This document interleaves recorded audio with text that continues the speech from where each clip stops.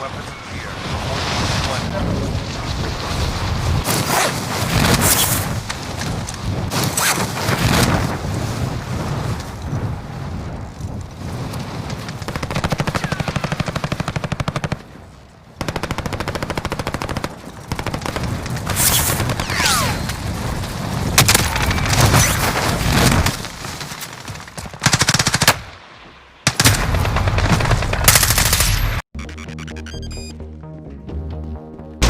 And we are dark. Goggles on, everyone.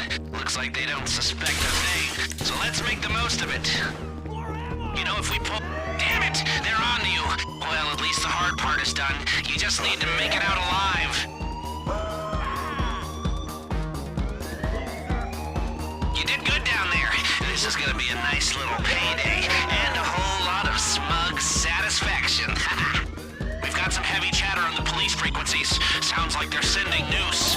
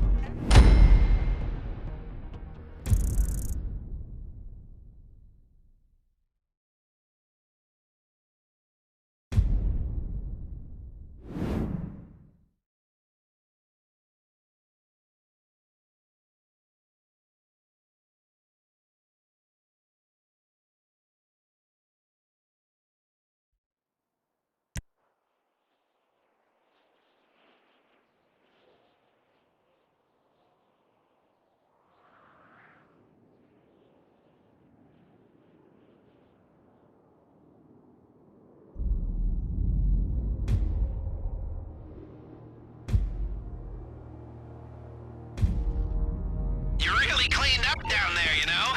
They're not gonna know what hit them. Except for the insurance bill. And we are dark. Goggles on, everyone. Looks like they don't suspect a thing. So let's make the most of it. You know, if we pull this off, it'll be the crown jewel of my career. The hardest achievement on the console of life.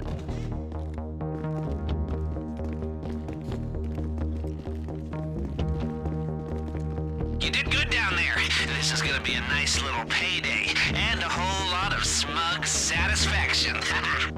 Listen up, we have bad news and good news. The bad news is they did a spot check on the vault, so they know it's been robbed. The good news is they have no idea who or how. The cops are on their way, but you can still make it out undetected if you do exactly what I say. If you're caught now, the shit really hits the fan. The backup generators will be online in a few seconds. Get out of sight. All right, there's the generators. You better have your heads down.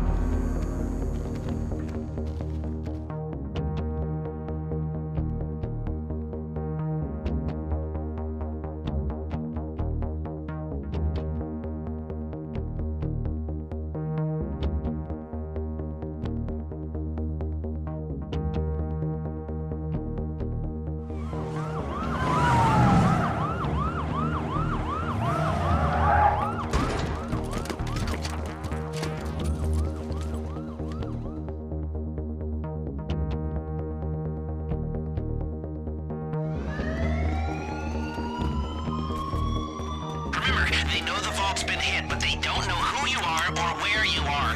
They have patrols sweeping the whole place, and all the civilians have been evacuated. So if they see you, they'll know it's you. So just stay out of their way, keep your cool, and get to the buyer. The driver has the getaway car in position. I've pinged you the GPS. Get to the buyer, don't bring the cops, and we're home free. You should avoid the bulk of the cops this way. The only thing that matters is making it to your ride. Where you gonna go now?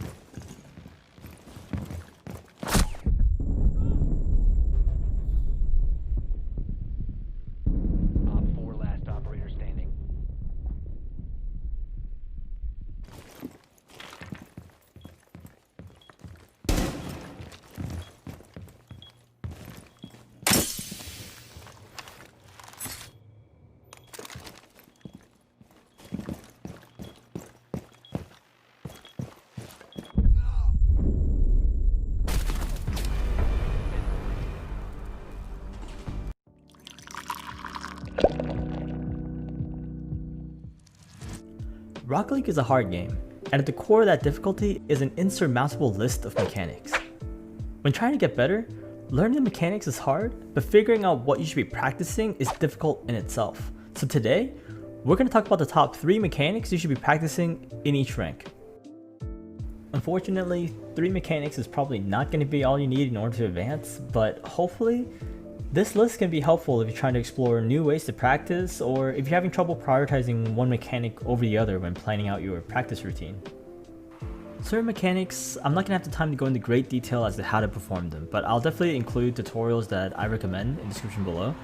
Also, I'll highlight any important tips I have regarding that mechanic, but I really want to focus this video on identifying which mechanics are important and how I personally like to practice them. Timestamps are in the description so that you can skip to whichever rank is most suitable for you, but I implore you to please take a quick look at all the topics on the list, in case I cover a mechanic that you're uncomfortable with, but in a lower rank. Before we begin, I hope you enjoyed the video, and be sure to destroy that like button. Just kill that thing, because it helps so much with the YouTube algorithm, and it lets me know that you'd like to see more content like this. So, getting all the liking and subscribing out of the way, let's get started with our first rank. For many of us, this was our starting line. Whether you're here because you're simply new to the game or because you haven't put time into the right areas, I'm happy you're here, because from here on out, watching videos and gathering information is going to speed up the learning process immensely. For the bronze level of play, I'd like to break the game down into 3 main aspects that you should probably be working on: basic aerials, shooting, and defense. Assuming you've already done all the basic tutorial and training at least up to a rookie and pro level, welcome to our first training pack. This is Novice Aerials by Whey Protein. All the links and codes will be in the description below. But for this pack, I want you to just focus on getting a touch on the ball. It doesn't really matter if you land the shot or not, but really just focus on flying at your own pace and being comfortable consistently touching the ball. It really doesn't matter if you can get it in or not. It's great if you can, but it's not a requirement, because right now what we're going to try to do is focus on getting consistent touches on the ball so that if you go up for a ball, you have a really good chance of actually landing and hitting it. So I recommend, at least before you play, make sure you get a touch on each ball. So if you miss, for example, then I want you to restart. Even if you get a touch and it doesn't go in, that's perfectly fine. You can move on to the next shot. Just make sure you get these consistent touches at least once per shot. For all the packs in bronze, they're all going to be by Whey Protein, and this is the basic striking training pack that I'm going to recommend. I really want you to focus on just getting the ball on target. Don't really worry about the timer. The timer is kind of short in this, so if you have to wait for like an extra bounce, make sure it's on net and it kind of disappears before it hops in, then that's not a really big problem, and don't beat yourself up about it. Just do it at your own pace, and remember, consistency is key. So drive at it slowly, as slow as you need, and just make sure it's on target. If it disappears, don't sweat it and just keep moving on to the next shot. If you need, wait for a couple more bounces and then make an attempt on the ball. Like there, you kind of have to hurry it a little bit more, but so if you can't do ones like that without waiting for an extra bounce, that's perfectly fine. Just make sure you're set up for it. Same as before, I'm going to recommend you go through this entire pack before you play. Just try to make sure everything's on target. It doesn't matter if you clear it first try, or even if it doesn't even clear within, or doesn't make the shot within the time limit. You just want to make sure that you're consistently putting it on target, because that's going to be the most important thing in game. Last but not least is the Novice Clears training pack. It's going to be very important that as balls are being centered towards your net, you're able to consistently clear them before shots are taken. So you want to try to clear it around this area. Make sure you clear it before the shot makes it past this area. If you wait until it gets to about here, then your clear is not that useful, because they could probably score it by then, especially if they're playing really aggressively. But also keep in mind positioning. You don't want to try and go for it too early either, because especially with shot 3 is a great example of this. This is really good positioning for clearing it as it head towards your first goalpost. And that's important because by the time it hits your goalpost is when the angles of the ball is more limited and it's easier to get a read on how you should be clearing this ball. But if you try to rush it, then you might end up misreading the bounce and the ball just goes right past you, right? So try to focus on the positioning and the timing of these clears so that you can mimic them in game. Another great example is this one. You can wait for it to bounce, get a little closer before going for it, instead of rushing it and potentially missing it completely. So when going through this pack, just try your best to pay attention to the positioning of when you actually want to clear, and mimic these situations in game. Don't rush it, and apply your training when you're actually in a match. Also, with some of these clears, I want you to be mindful and not do something like this, for example, where you see how this essentially just sets the ball back to the middle. Instead, try to put it into your corners or towards the enemy net. So with this one, you can either take a wider angle, take your time, and put it towards your enemy net, or if worse comes to worse, in a real game, you might want to just bring it to your own corner, which is a lot safer still than banging it into the wall and potentially recentering the ball for the enemy team. For silvers who are pushing into gold, we're going to try to take that consistency that we started to build in bronze and add some power to it. So the first practice routine I would recommend is wall ball. But, you know, in Rocket League. The game is pretty simple. Every time you hit the ball hard, quickly double back and get ready to hit the ball at the wall again as hard as you can, so that it'll make it back to our end, and we just repeat this process, see how many repetitions you can get without dropping the volley. A couple tips to get you started. The most important thing is that you want to try to hit the ball as it bounces. Right when it bounces and it's on the way up, you want to flip into the ball and you should be able to boom it.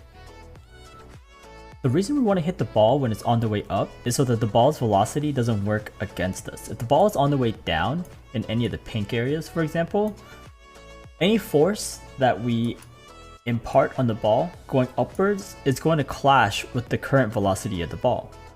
Whereas if we hit the ball when it's on the way up in one of the yellow areas, the velocity of the ball in the y direction is going to be positive. So the force that we're adding to the ball and the current velocity of the ball is going to work together in trying to give us more height on the ball as we hit it upwards. Unlike in the other case where hitting the ball this way as it's coming down, the velocity is going to work against us. The next thing you should probably try to keep in mind when trying to hit the ball hard is that you want to flip through the ball and not into the ball. Just like in tennis, when you swing at a tennis ball or even when you're kicking a real soccer ball, you don't just kick the soccer ball and end your foot right where the ball is. You want to kick through the ball. Then how do we do that in Rocket League? And we do that by flipping as late as possible, right as we're about to make contact with the ball, or else something like this might happen. And the last thing you need to know in order to consistently hit the ball hard is that on grounded rolling balls like this, you simply want to boost into the ball as hard as you can, and that will punt the ball upwards. The reason you want to avoid flipping into the ball is because you have to jump in order to flip. So let's say you're the pink line here and then the yellow is your flip itself. What's going to happen is, especially when you front flip, your car tilts forward.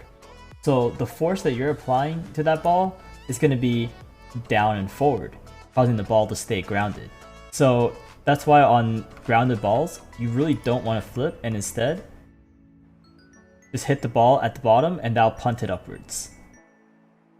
With those tips in mind, start your volley by just boosting and driving into the ball. Try to see how long you can keep your volley up until the ball gets in a weird spot or a bad touch causes it to lose too much power.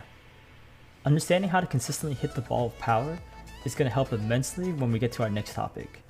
The first training pack we're going to look at in Silver is called Power Clears, and this is going to make use of what you learned in the first section. You can wait for the bounce and get the best clear you can towards the enemy side.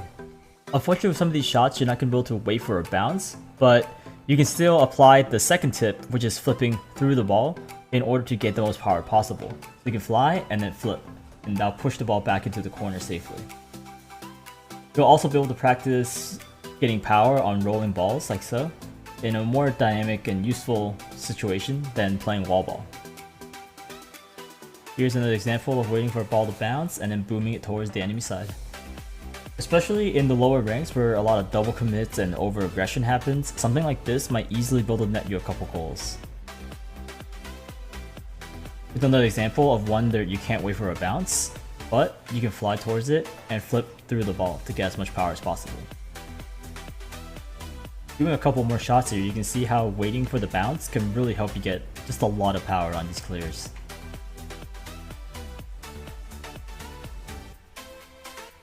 The last practice routine I would recommend doing every day in silver, trying to hit gold, is practicing your fast aerials. If you're not familiar with what fast aerials are, then I'll link a tutorial in the description. But essentially, you're just holding back before you jump, and then pressing jump again to get a lot of height as quick as possible. And don't worry about scoring it, just like in bronze, but we really want to be able to just consistently get a touch on the ball, even if you're jumping at a weird angle. So like for example with this one, you're not exactly lined up. You could line up before you jump, or just fly up while not lined up and fix yourself in the air. Practice feathering your boost and consistently getting these touches on the ball. Once you're comfortable performing fast aerials on a still ball, then move on to this Way Aerials training pack. It's a great way to warm up and start building your consistency when you need to make a high touch in a game. The important thing to remember is that in the lower ranks, really try to focus on using aerials defensively and not aggressively, since using it aggressively at the wrong time can leave you out of boost and out of position. But being comfortable with fast aerials like this will strengthen your defense when you really need to fly up to prevent a shot. As we step into mid-gold, getting into plat, we're going to focus on getting better at our card control, improving our consistency hitting touches on the wall, and we're going to get started on practicing dribbling. Diving right into card control, if you're not already familiar with how the flips work in this game, then that's a great place to start. Essentially, the flips are all dictated by the card's nose. So for example, if you front flip, this is what a normal front flip looks like, but if the nose is pointed at the camera, when you front flip, you're actually going to go towards the camera because the front is dictated by the nose.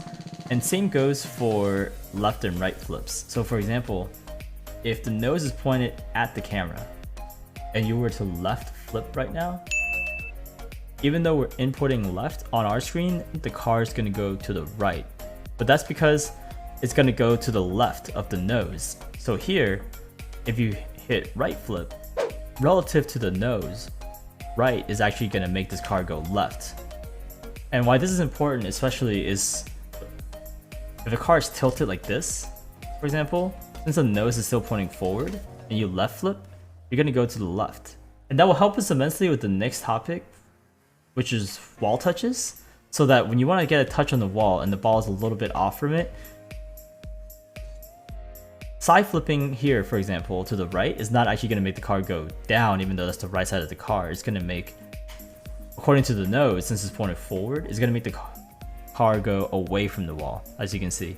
But here, right flipping brings the car away from the wall, and that's going to be important to remember as we get into the next topic. But let's talk a bit more about card control and how we could practice it before we move on. If you're on Steam, there's a lot of workshop maps that are just absolutely fantastic for practicing card control, but I'm not going to go too deep into which workshop maps I prefer because I want to make this tutorial friendly for players that are looking at this from console.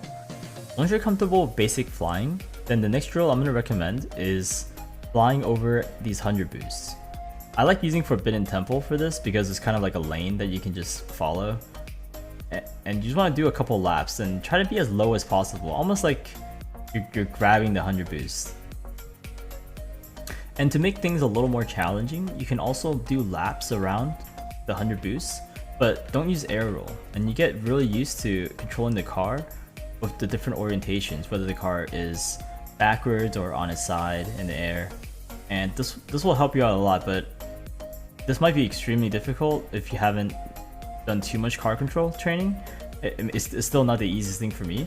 So so if you fall, don't be disheartened. Just keep going and try to complete a whole lap without using air roll. Doesn't matter how many times you fall, just get back up and keep going. And eventually you're gonna be able to do multiple laps without using air roll and without having to get back up even once. Another popular drill that I've seen is flying in circles around the ball, staying close to where this kind of line is, and just keep flying in circles around it, controlling your boost. Try to keep the same height. Don't be going up and down too much like that. Try to keep a consistent height as you fly so that you can understand vertical speed a bit better as well. That'll be extremely helpful. And same with the flying over the 100 boosts. You're gonna want to try this without using air roll as well. Just circling the ball and then do a couple laps with air roll and a couple laps without. And finally, if you want to get even more creative with it, the Pillars map in free play is extremely good. With the pillars here, you can do figure eights, you can use aerial, choose not to use aerial, and honestly, one of the most important things about these practices is trying to get into this, what people like to call blackout moments, where you're just not sure how your inputs affect your car. Getting into as many blackout moments as possible is going to be extremely helpful in helping you master aerial car control. It's going to feel awful because you're just going to not understand what's going on, your input's going to go nuts, and then you're just going to fall. But I promise you, you put enough time into it, and eventually, basically no matter how your car is oriented, you're going to know how your inputs affect it, and you're going to be able to fly with or without aerial and in any orientation. So just put this practice in every day at this point, because you might not see results right away, but we're starting this practice in gold so that you'll be properly prepared by the time you hit diamond and need to get into more advanced mechanics. The next topic on the list is wall touches. So if this ever happens to you, then I might have a couple tips that could improve your consistency. Taking a look at one of my old replays back when I was in gold, you can see that my touch here is unsuccessful, and we can learn a lot from this. Because getting a consistent touch basically boils down to giving the ball a chance to get in front of your car so that you can easily hit it with your nose. As soon as we get onto the wall, because I'm moving so fast, I'm right next to the ball. And with the ball losing speed as it's traveling up the wall due to gravity, I'm going to end up either getting under the ball or even ahead of the ball, making it basically impossible for me to get a solid touch anymore. So one really great way to practice this is to go through a wall shots training pack, but without using boost. Look, without using boost, look how clear it is, my view of that ball. As opposed to in the replay, it looks something more like this, where I overshot it and then my touch was really scuffed. Doing this, you can easily get a solid touch on the ball with your nose.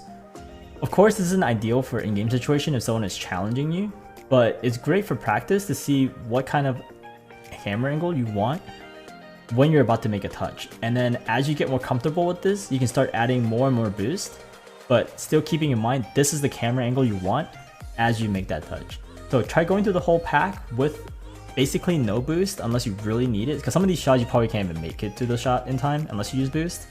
And then try going through the whole pack again, but with adding as much boost as you can before you start missing.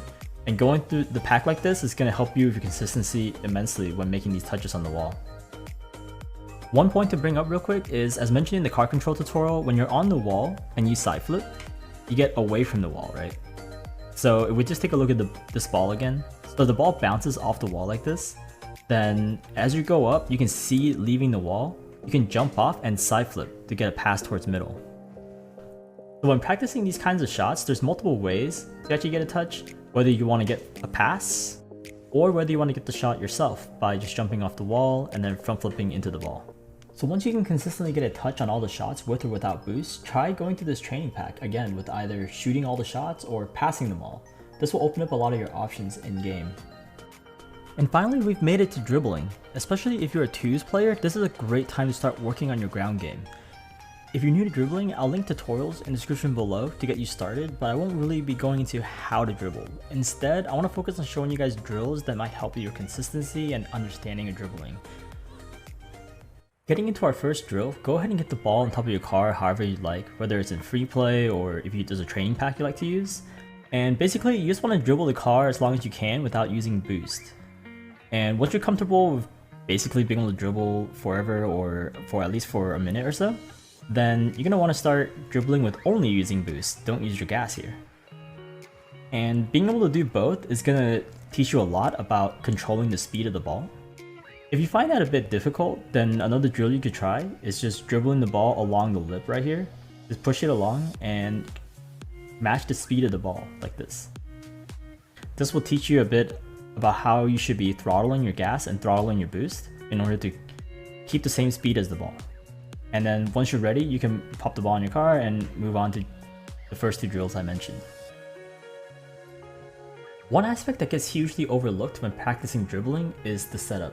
Even if you can dribble and flick, it's useless if you don't know how to use it in game. One of the most common situations is when you're on defense and the attackers are rotating back. So instead of clearing the ball and giving up possession like this, you can try to set up a dribble situation that way. But one of the most common things is you just gotta clear and maybe they're out of boost and the ball's like rolling here. How do you get a dribble to happen when you're on the wall? There's a couple ways to do this. and you should probably try to practice them all in free play. One is lightly touch the bottom of the ball, and that's going to cause it to bounce and pop, so you can just sneak under here and start your dribble. The other method is if a ball is rolling like this, you can get under it here and catch it like that.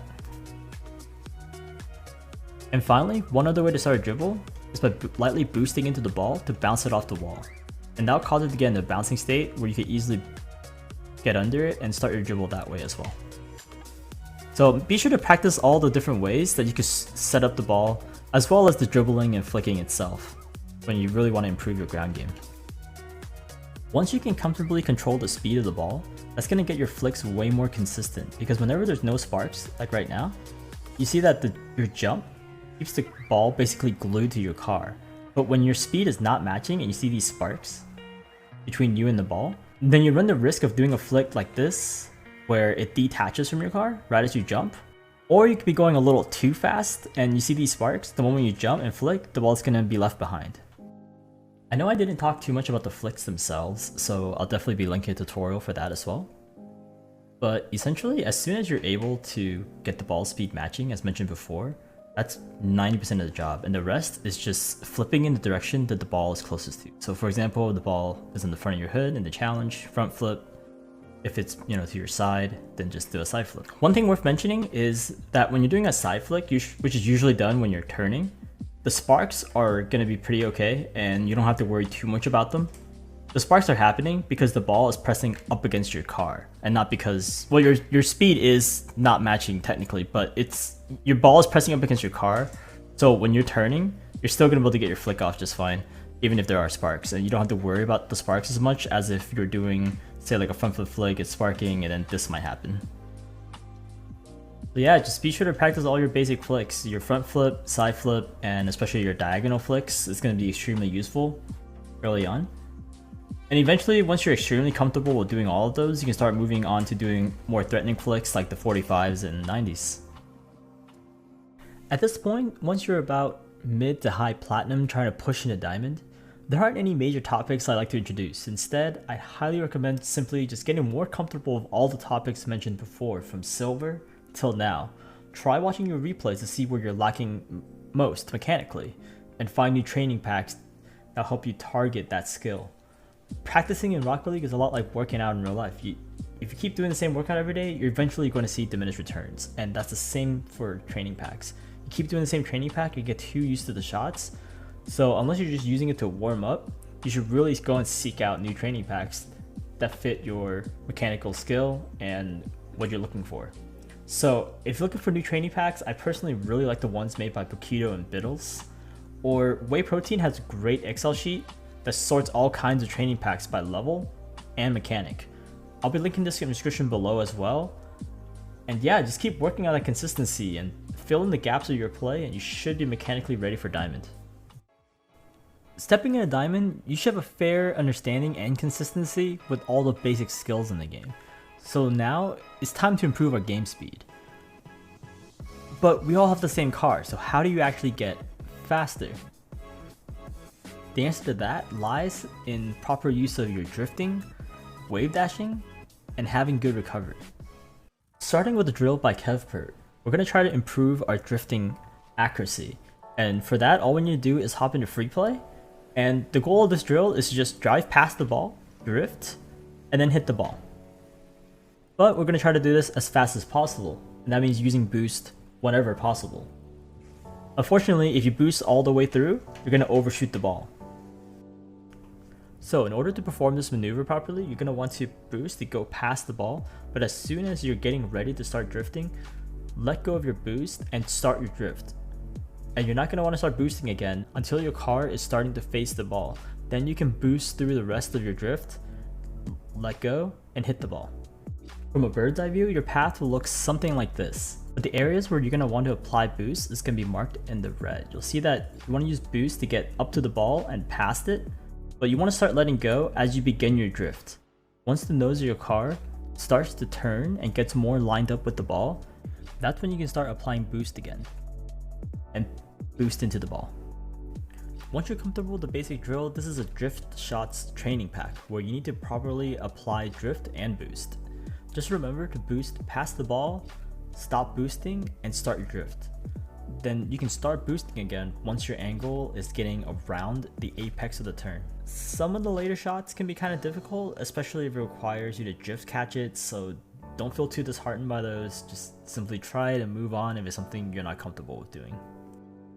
Next up, we're looking to combine drifting with half flips and wave dashes. So if you're not comfortable with wave dashing or half flips, as with the other topics, I'll be focusing on showing ways to practice the mechanic and utilize it, but I won't be showing you how to do it. So if you're unfamiliar with those, then please check the description below for a recommended tutorial before moving on.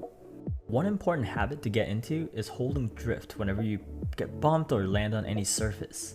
You can practice this by simply boosting your nose into the wall and then holding drift when you land. And this is where being comfortable with half flips come in. Once you make a habit of drifting, you're not always going to land in line with your momentum.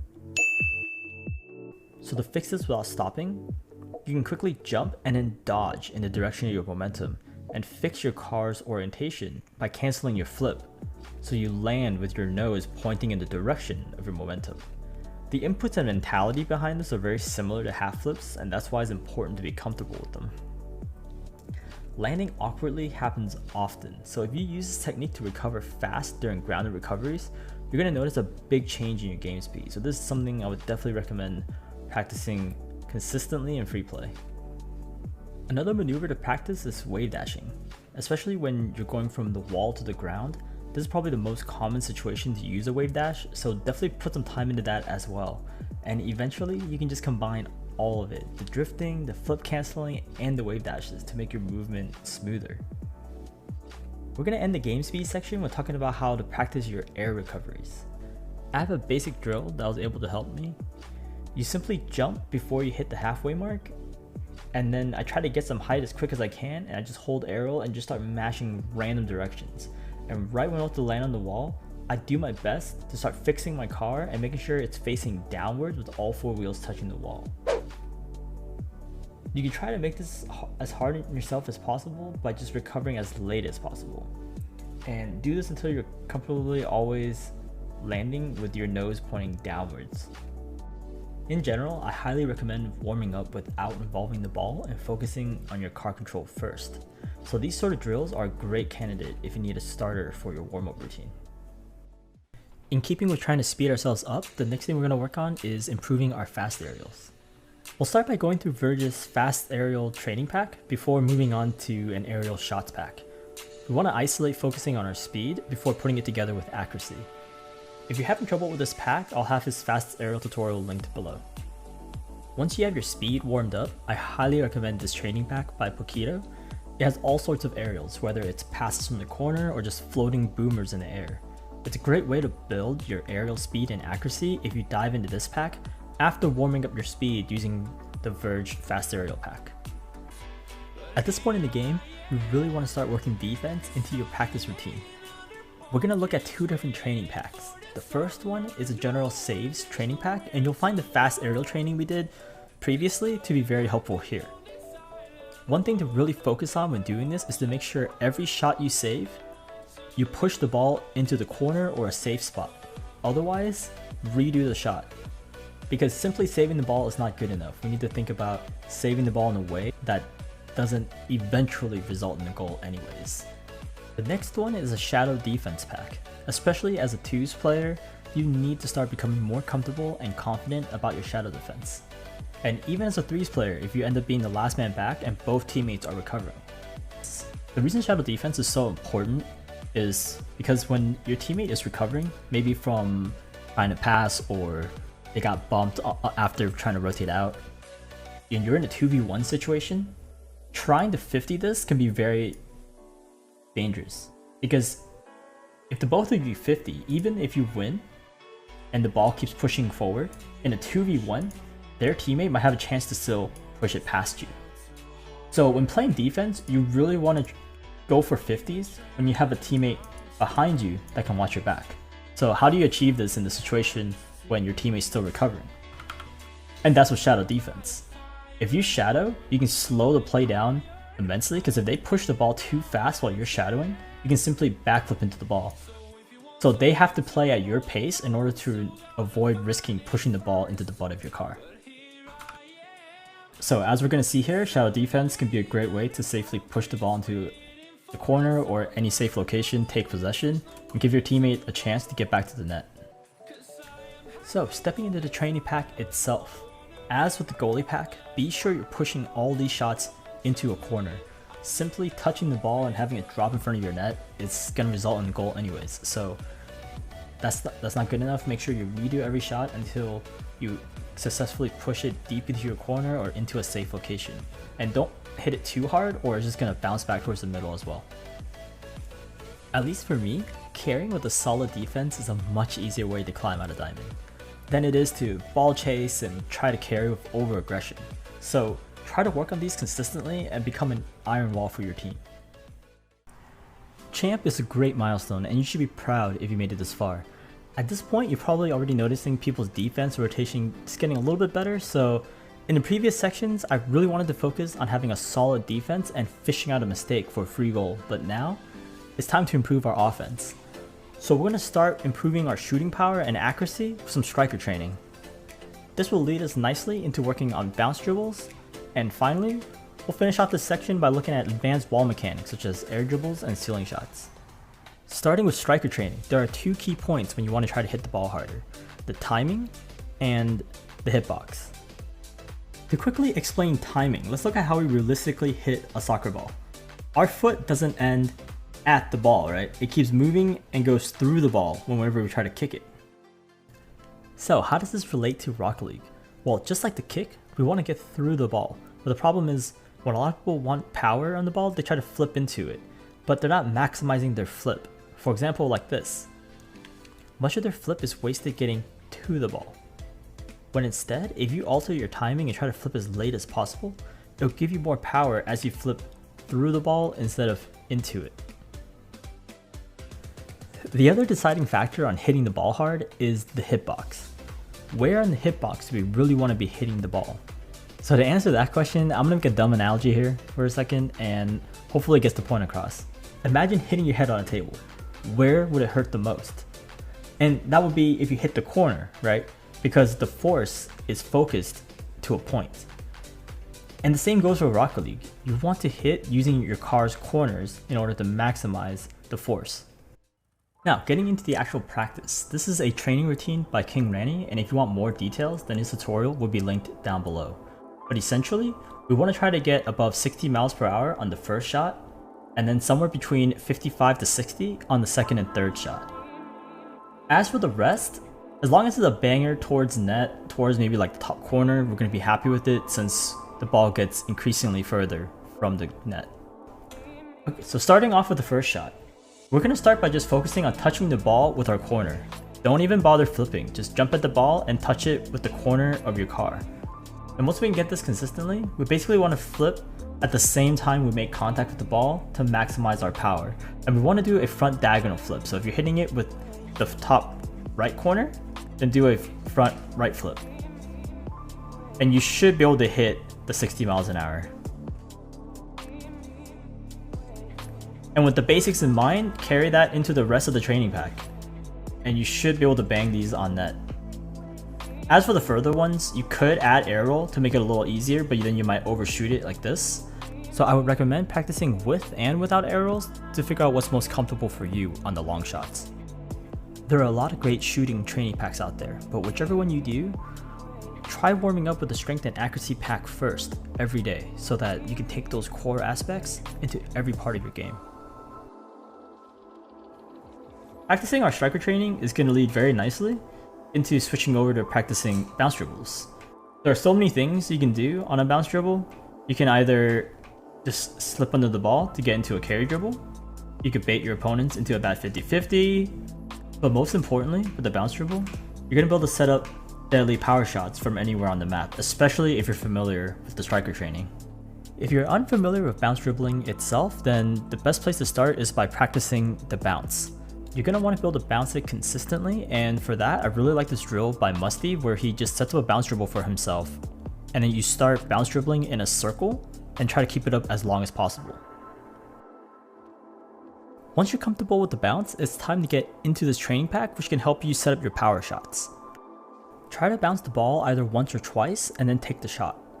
This can help greatly open up your offense, since any grounded passes made to you or just random balls coming your way, you're going to be able to set up a power shot from anywhere. This is so many people's favorite topic, and in my opinion, this is around the time to start learning or getting better at both air dribbles and ceiling shots. I have a tutorial on air dribbles, and if you need help learning them, the link will be in the description below, but teaching air dribbles and ceiling shots would be too much for the scope of this video. I just wanted to highlight that this is a great time to start learning them.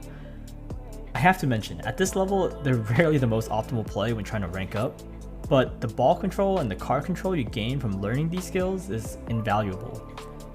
I highly recommend practicing all these in free play and from all sorts of angles.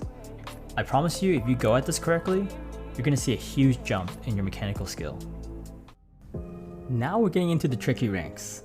It's kind of hard for me to talk about this since I'm barely in here myself, but still, I'd be happy to share what I felt were the most useful things I practiced leading up to this point. We'll start off by going into redirects and then passing. And I do think passing is probably the most important, but I put it second because you kind of need to know how to hit a redirect in order to understand what a desirable pass looks like. And finally, we have backboard reads and pre-jumping. A great place to start for redirects is with Pokito's redirect pack. I really like to make sure I sink a shot into both the left and right side if possible, before moving on to the next one. This pack is a great introductory pack. But for weirder and more unorthodox angles, I switched over to the Whey Protein Redirect Consistency Pack.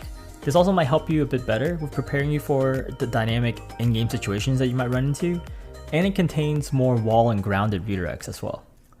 One of the best ways to rank up is to empower your teammates. Help them play the best they can, and it'll make your job so much easier. Especially as your teammates get more mechanically inclined, some of them are going to be able to hit insane passes if you can give it to them. So that makes it all the more important to be able to pass correctly, downfield and infield. These three are the training packs I like to use to practice passing. They're very interestingly set up. Every odd number is a pass from a teammate that you can shoot, while every even number shot is the pass for the shot before it. So for example, if we look at shot 1 again, we can see that the ball lands exactly right before that 100 boost. So when we actually try to do shot 2, we're going to want to mimic that pass as close as possible. Poorly taken shots are huge possession risks at this point. So learning more advanced passes infield and downfield away from the enemy defenders is going to be crucial. I know this might get really inconvenient for the console players because you can't go backwards without Bacchus mod, so be sure to reset the shot and take a really close look as to where the ball is landing.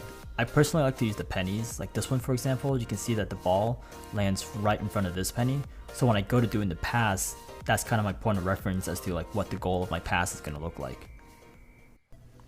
On to the last topic, backboard reads and pre-jumps. This is probably one of the biggest gaps in my mechanics, so I'm always looking for new ways to practice this. But for me, I've mostly seen progress when doing a lot of free play and just hitting it as hard as I can from different angles and trying to pre-jump any major bounces that happen. When it comes to training packs, my preferred pack for this is using the backboard therapy pack. Taking a look at what's the goal in all this. If we want to look at the lifespan of a bounce, first there's going to be some sort of hit that occurs that causes this bounce to actually happen. Now let's label position number 2 as where the bounce actually occurs. With your standard aerial, you might wait for the bounce to occur and see where it's going before you jump up for the ball. But if we want to be able to hit this ball even earlier, then we're going to need to pre-jump it. So we need to be up for this ball before the bounce has even occurred. The goal is so that the moment number 1 has occurred and the hit has happened that's going to cause this bounce, we want to already be jumping for the ball and reading where the ball is going to end up and then intercepting it in the air, so that you can hit it much earlier than if you jumped after the bounce has occurred, then you're going to be somewhere around this trajectory. Being good at this can be extremely helpful when trying to beat defenders to the ball. Getting comfortable with these backboard bounces can also lead very nicely into learning double touches. I personally really like the one by Seaverify. I find the bounces in this a lot more in tune with what you might see in game. One thing that helped me a lot when learning double touches at first is always aiming for the same spot for different setups. This helped me quickly get comfortable with at least one specific bounce. Then you can take these basic principles into practicing more dynamic bounces from all sorts of setups and angles. And that concludes all the major mechanics I've found most helpful to practice in every rank. I really hope this ends up being helpful to some of y'all. Rocket League is an extremely hard game, and one of the most difficult aspects can be figuring out what to practice and how to practice them. So for anyone watching this, if you're feeling lost in the sea of mechanics, I hope this can serve you as a sort of roadmap to help steer you in the right direction. Anyways, thanks again for watching, and let me know in the comments below what else you'd like to see. I'll catch you guys next time.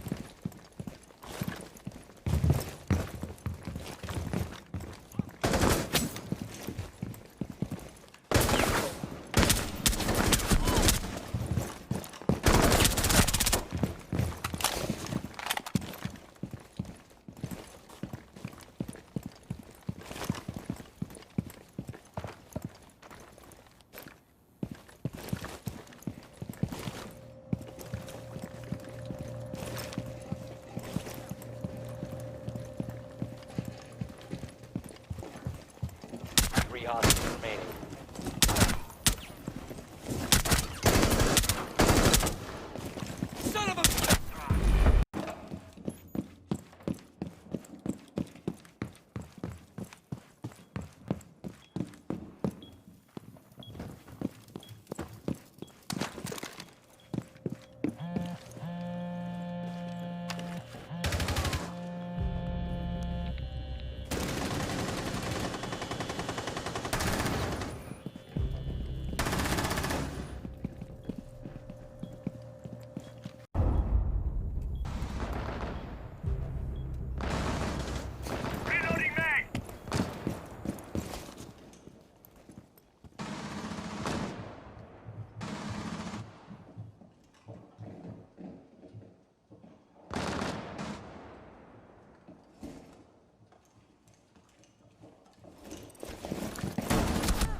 One op 4 remaining.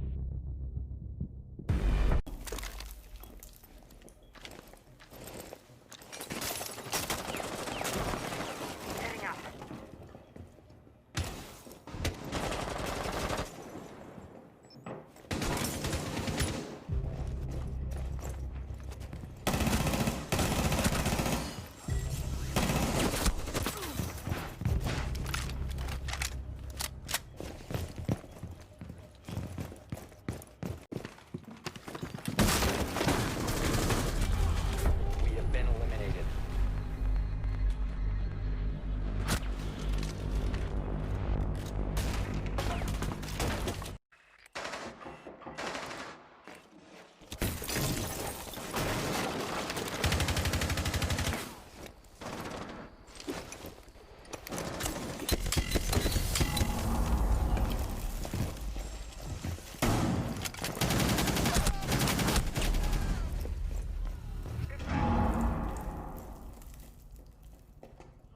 One friendly operator remaining.